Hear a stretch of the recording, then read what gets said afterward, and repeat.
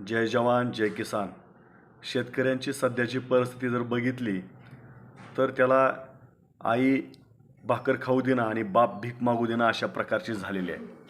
आपण जर बघितलं तर शेतकरी सातत्यानं नैसर्गिक संकटामध्ये सापडतोय, अडकतोय आणि त्यातून मार्ग काढून काही ना काही पिकवण्याचा प्रयत्न करतो, तर त्याला त्या ठिकाणी योग्य भाव मिळत नाही, योग्य मोबदला मिळत नाही, त्यामुळे तो संकटात आहे. आणि हे संकट कमी होतं का काय, ह्याच्यापेक्षा अजून वाढीव सरकारनं त्या ठिकाणी सरकारच्या शेतकऱ्यांच्या बोकांडी काहीतरी लादण्याचा प्रयत्न केला आहे. म्हणजेच शक्तिपीठ महामार्ग.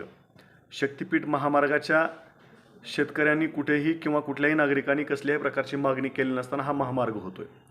महामार्ग होत असताना शेतकऱ्यांच्या चांगल्या जमिनी यामध्ये जात आहेत आणि यामुळे शेतकऱ्यांचं या पुढच्या काळामध्ये प्रचंड मोठं नुकसान होणार आहे. जसं की आपण बघितलं की सुरत चेन्नई ग्रीनफील्ड महामार्गाच्या माध्यमातून अनेक शेतकऱ्यांचं नुकसान होणार आहे. त्याचबरोबर यासुद्धा महामार्गाच्या माध्यमातून नुकसान होणार आहे. शेतकऱ्यांचा विरोध प्रचंड या महामार्गाला. असं असताना सुद्धा सरकार तो महामार्ग करण्याचा प्रयत्न करतोय. कुणाच्यासाठी हा महामार्ग आहे हा खरा प्रश्न या महाराष्ट्राला पडलेला आहे. परंतु तो कुणासाठी आहे, कशासाठी सरकारने केला आहे, या भानगडीत आम्हाला पडायचं नाही किंवा पडावंसुद्धा लागणार आहे. परंतु आता आम्हाला महामार्ग होऊ द्यायचा नाही, महामार्ग शेतकऱ्यांना करायचा नाही, अशी शेतकऱ्यांची भावना असताना सरकारनं बळजबरीनं त्या ठिकाणी हा महामार्ग लादण्याचा प्रयत्न केला आहे.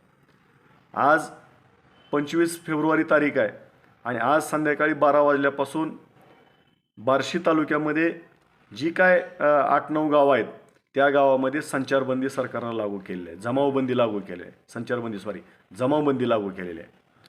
तर ही जमावबंदी जी काय बार्शी तालुक्यातली बाधित होणारी गावं आहे, ती जे शेतकरी बाधित होणार आहेत ते असेल गौडगाव, रातंजण, मालेगाव, आंबेगाव, जवळगाव, हाती, चिंचकोपण, शेळगाव.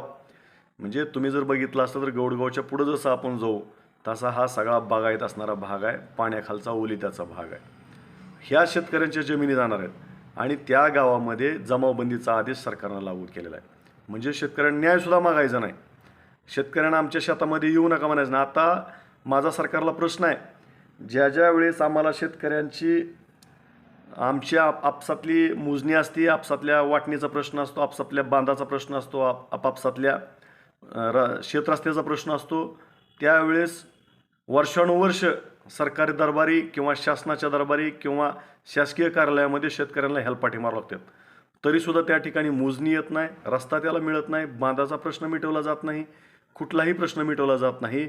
आणि हा शक्तिपीठ महामार्ग ज्याची कुणीही मागणी केलेली नाही, हा महामार्ग मात्र शेतकऱ्यांना जमावबंदी करून त्याची मोजणी केली जाणार आहे. म्हणजे प्रशासनसुद्धा त्या ठिकाणी तो शक्तिपीठ महामार्ग करण्यासाठी किती उतावळी झाले हा यातून लक्षात घेण्यासारखी गोष्ट आहे. परंतु माझी सरकारला या निमित्तानं विनंती आहे, एकतर हा शक्तिपीठ महामार्ग रद्दच करा. परंतु जर तुम्हाला करायचाच असेल, आमच्या शेतकऱ्यांच्या भाकरी जर तुम्हाला हिरावून घ्यायची असेल, शेती जर तुम्हाला घ्यायची असेल, तर माझ्या या ठिकाणी 2 मागण्या आहेत. सगळ्यात महत्त्वाची मागणी अशी आहे की ज्या शेतकऱ्यांची शेती बाधित होते आहे, ज्या शेतकऱ्यांच्या शेतीमधनं हा मार्ग जातोय, त्या शेतकऱ्याच्या घरातील प्रत्येक एकाला शासकीय नोकरीमध्ये घ्या, शासकीय नोकरीमध्ये त्यांना घ्या. मग आमच्या जमिनी आम्हाला काय हरकत नाही. आणि दुसरी अशी आमची मागणी आहे की ज्या शेतकऱ्यांच्या शेतामधून हा मार्ग जातोय त्या शेतकऱ्यांना मोबदला तर द्याच, शिवाय त्या शेतजमिनीच्या मोबदल्याशिवाय त्या शक्तिपीठ महामार्गामधून जे काय उत्पन्न येणार आहे, जी काय ती वाहनं जात असताना टोल घेणार आहेत तुम्ही किंवा आणखी कुठल्या प्रकारचा वेगळा टॅक्स त्या ठिकाणी वाहनांवरती किंवा इतरांवरती लादणार आहेत, तर त्या टोलमध्ये असेल किंवा त्या टॅक्समध्ये शेतकऱ्यांना भागीदार करून घ्या, पार्टनर करून घ्या. म्हणजे मग आमच्या शेती द्यायला काय हरकत नाही. परंतु आमचे शेत तुम्हाला देऊन आम्हाला जर त्या ठिकाणी भूमिहीन केलं जाणार असेल, आम्हाला जर त्या ठिकाणी तुम्ही रस्त्यावरती आणणार असाल, उघड्यावरती आणणार असाल, तर ती आम्हाला कदापि मान्य नाही. म्हणून माझी सरकार मायबापला विनंती आहे की हा शक्तिपीठ महामार्ग रद्द करा.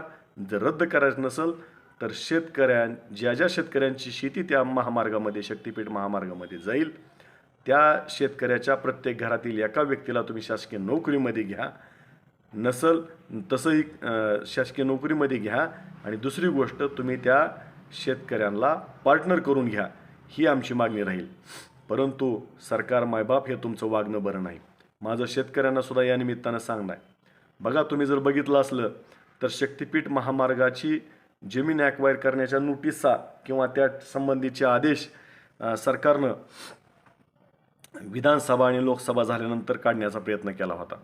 आणि त्यानंतर पुढच्या जिल्हा परिषद पंचायत समितीच्या व इतर निवडणुका स्थानिक स्वराज्य संस्थेचा असल्यामुळं कदाचित आत्तापर्यंत सगळी थांबली होती. पण जशा काय स्थानिक स्वराज्य संस्थांच्या निवडणुका झाल्या तसं लगेच प्रशासकीय यंत्रणा सरकारनं कामाला लावली आणि तुमच्या जमिनी घेण्याचं सरकारनं त्या ठिकाणी डाव टाकलेला आहे. म्हणून या निमित्तानं लक्षात ठेवा, शेतकऱ्यांना जागरूक राहणं गरजेचं आहे. कुणाच्या सोबत आपण उभं राहिलं पाहिजे आणि कुठल्या त्या ठिकाणी कुणाच्या सोबत नसलं पाहिजे, ह्या सुद्धा गोष्टी लक्षात घ्या. मी याच्यासाठी सांगतोय की सरकारनं असा सुद्धा एक पुढं घाट घातलेला आहे की वन नेशन आणि वन इलेक्शन, म्हणजे एकाच वेळेस सगळ्या इलेक्शन होणार. तर लक्षात ठेवा, मी आत्ता जे तुम्हाला सांगितलं की विधानसभा लोकसभेच्या नंतर जवळपास 1.5-2 वर्ष सरकार थांबलं याच्यासाठी की स्थानिक स्वराज्य संस्थाच्या निवडणुका आहेत त्या. परंतु इथून पुढच्या काळामध्ये जर एक इलेक्शन लागलं तर 5 वर्ष सरकार नाच घालेल.